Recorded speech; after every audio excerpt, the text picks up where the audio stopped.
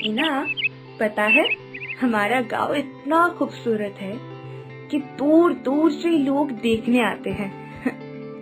मुझे भी बहुत दिनों से आने का मन था। बचपन में आई थी मम्मी और पापा के साथ। कितने साल बीत गए हैं यार। जो भी हो, तुम इस बार आई हो, मैं बहुत ज्यादा खुश हूँ। हे, रुक रुक, इतने घने जंगल में वो किसका घर है? और मैं ये सोच रही हूँ कि कोई वहाँ पे रह कैसे रहा है। अरे मीना, उस घर की तरफ मत देख, देखना मना है सबके लिए। ऐसा क्यों? क्यों उस घर की ओर ना देखूं? वेट अ मिनट, वो घर तो भूतिया घर भी नहीं लग रहा। देन और जितना मैं देख पा रही हूँ, एक दादी माँ बैठी है। इसका मतलब उस घर में इंसान रहते हैं। अरे क्या कर रही है तू? पहले तो घर चल, चल फिर मैं तुझे सारी बातें बता रही हूँ।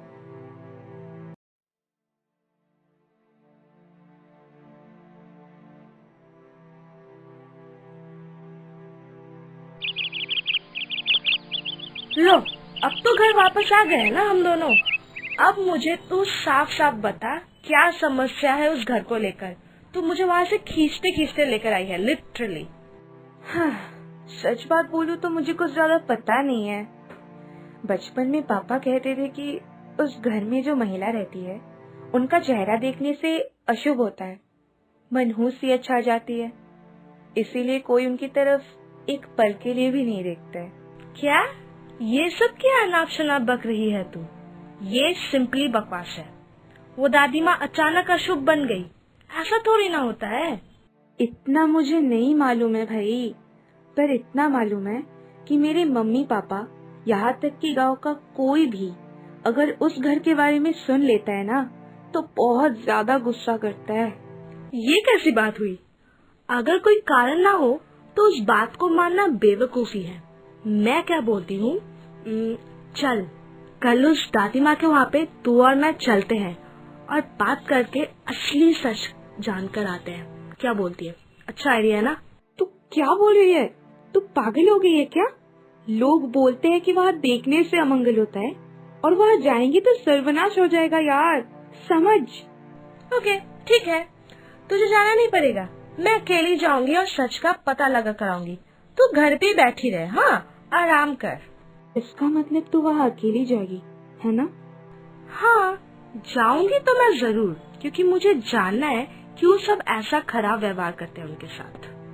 दूसरे दिन मीना किसी को कुछ न बताए उस घर की ओर चल देती है। दादी माँ, ओ दादी माँ, घर पे हो? कौन है? कौन हो तुम बेटा? दादी माँ, मेरा नाम मीना है। मैं इस गांव में घूमने आई हूँ, अपनी बुआ के घर। तो फिर तुम यहाँ क्या कर रही हो बेटा? कोई देख लेगा तो समस्या हो जाएगी। तुम यहाँ से चली जाओ बेटा, चली जाओ। नहीं नहीं दादी, मैं कहीं नहीं जाने वाली। मैं तो आपसे बात करने आई हूँ, ऐसा मत कीजिए। ठीक है बेटा, तुम अंदर आओ, फिर बैठकर बातें करेंगे। दादी, मैंने सुना है कि आपके घर की ओर देखने से ही अमंगल होता है, इसलिए मैं जानना चाहती हूँ, ऐसा क्यों सब बोलते हैं? इतना अंधविश्वास क्यों फैला है यहाँ पे? कष्ट से भरी कहानी है बेटा, अलग से क्या ही बोलूं। आपको बोलना ही पड़ेगा दादी।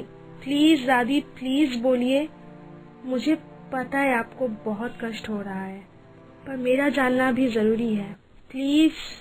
ठीक है बेटा, ठीक है, इतनी बार बोल ही रही हो तो मैं तुम्हें सारी बात बोलूंगी। बहुत पुरानी बात है। मैं और सायान एक दूसरे से बहुत प्रेम करते थे।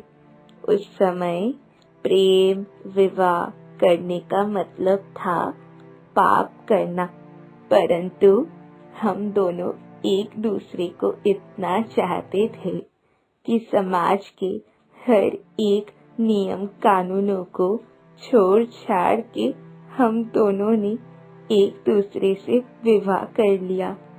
ओ वाह, अच्छा दादी माँ इतनी साहसी थी। सबके विरुद्ध जाकर आपने शादी कर ली थी। अमेजिंग। हाँ बेटा, किया था, लेकिन मेरे जीवन में मानो समस्याओं का कोई अंत ही नहीं था। शादी के 2 दिन बाद सायान को एक बीमारी हो गई और वो चल बसे। क्या? मतलब शादी के 2 दिन बाद आप दादी मुझे माफ कर दीजिएगा, पुरानी बातों को याद दिलाकर मैं आपको कष्ट नहीं पहुंचाना चाहती। शादी के 2 दिन बाद ही मैं विधवा हो गई। उसके बाद और क्या था, मेरी सास, ससुर और गांव का हर आदमी मुझे मनहूस और न जाने क्या क्या बोलने लगा। जो भी मुझे देखता कहता है कि उस औरत ने अपने पति को खा लिया, और यहाँ तक कि मुझे गंदी गंदी गालियाँ भी दी। मतलब, परंतु आपके पति के मृत्यु का कारण तो आप नहीं थी, फिर भी ऐसा क्यों?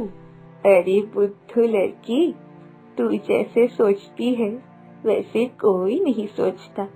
समाज के लोग मुझे बहुत खराब खराब बातें बोलते थे। ऐसा जताते थे कि मैंने उसे जानबूझकर मार दिया। मेरी नई नई शादी हुई थी, उम्र भी छोटी थी, और कौन मुझे संभाले। उल्टा सब मेरे ऊपर अत्याचार करने लगे। उसके बाद आपने क्या किया? आप भाग गई थी? ना बेटा, मैं कहाँ भाग जाऊँ। सायान ने मुझे अपनी बहू बनाकर इसी गांव में तो लाया था, और जब वो यहाँ नहीं है तो मैं ये गांव छोड़ के कैसे जाऊँ बेटा। इसीलिए तो सारी दुख कष्ट सहन कर मैं यही रह गई, और तब से ही मेरा नाम हो गया मनहूस, राक्षसनी और ना जाने क्या क्या। आपके प्यार की दाद देनी पड़ेगी दादी, सच में। तो क्या इसी घर में आप अपने सास और ससुर जी के साथ रहते थे? नहीं नहीं बेटा, इस जंगल में कोई रहता थोड़ी है। मेरा ससुराल यहाँ से थोड़ा दूर है, पर क्योंकि मैं मनहूस हूँ इसीलिए मैं गांव के सबके साथ नहीं रह सकती। मुझे देखने से सबका दिन खराब जाता है, इसीलिए गांव वासियों ने मिलकर इस जंगल में मेरे लिए एक कुटिया बना दी रहने के लिए, और तब से मैं यही रहती हूँ। दादी, अब तब से यहीं पे हो? फिर आपके खाने पीने का क्या? कोई दे जाता है क्या? तुझे लगता है कि कोई मुझे खाने देगा? जब से वो लोग मुझे यहाँ छोड़कर गए हैं, तब से इस तरफ कोई देखता भी नहीं है, सब डरते हैं। फिर अब क्या खाना खाते हो? इस जंगल में पाई जाने वाली कुछ साग वगैरह खाकर जिंदा हूँ बस। इंसान इतना निर्दयी है दादी। सिर्फ ये कारण हुआ कि आपके पति 2 दिन में गुजर गए, इसलिए आपको यहाँ इस जंगल में छोड़कर चले गए। ये है हमारा समाज। वाओ! और इसी समाज को लेकर हम कितना गुण गाते हैं, कितना गौरव करते हैं। इतना कष्ट किसी को कोई कैसे दे सकता है? मैं आपको मेरे साथ लेकर जाऊंगी दादी, और वो भी अपने साथ। मैं आपको शहर लेकर जाऊंगी। मैं शहर में एक नौकरी करती हूँ, आप मेरे साथ वही रहोगे। यहाँ इस तरह नहीं, सिर ऊंचा करके रहोगे आप मेरे साथ, सच में। ना बेटा ना, ऐसा नहीं होता है। तूने मेरे लिए इतना सोचा, यही मेरे लिए एक सपने जैसा था। मैं सायान के द्वारा लाई गई इसी गांव में रहना चाहती हूँ, और कुछ ही दिनों की मेहमान हूँ मैं बेटा, यही रहना चाहती हूँ। नहीं दादी, एकदम नहीं, ऐसा नहीं हो सकता। इस गांव में रहकर भला आपको क्या मिला है? कुछ नहीं, सिर्फ और सिर्फ अपमान और दुख। देखना दादी, आप मेरे साथ बहुत खुश रहोगे, और मैं इस समाज को ये सूचना देना चाहती हूँ आपको शहर ले जाकर कि कोई भी किसी के लिए मनुष्यत का कारण नहीं बन सकता। ये सोच नीच और अंधविश्वास से भरी हुई है। ना बेटा ना, मुझे क्षमा कर। अगर ये सायान का गांव नहीं होता तो मैं यहाँ से चली जाती, लेकिन अगर मैं इस गांव से जाऊंगी तो मुझे लगेगा कि मैं उसे छोड़कर चली जा रही हूँ। मैं ऐसा नहीं कर सकती बेटा। ठीक है दादी, फिर मैं आपके लिए एक नौकर रख दूंगी, आप इसमें मत मना कीजिएगा। और हाँ, जब जब मुझे छुट्टी मिलेगी मैं आपके पास आकर यहाँ रहूंगी, ठीक है? नौकर? लेकिन चिंता मत करो दादी, शहर से लाकर रखूंगी। और वैसे भी मैं देखना चाहती हूँ इस गांव का कौन मुझे क्या बोलता है और कौन रोकता है। आपको इस तरह से मैं नहीं रहने दूंगी, एकदम भी नहीं। मीना ने अपने वादे के अनुसार सब कुछ किया, यहाँ तक कि सबके विरुद्ध जाकर छुट्टियों के दिन आकर रहने लगी और दादी भी सुख और आराम से रहने लगी। परंतु हमारे समाज में किसी को मनहूस बोलना या गलत टिप्पणियां कहकर उन्हें छोटा दिखाना एकदम गलत है।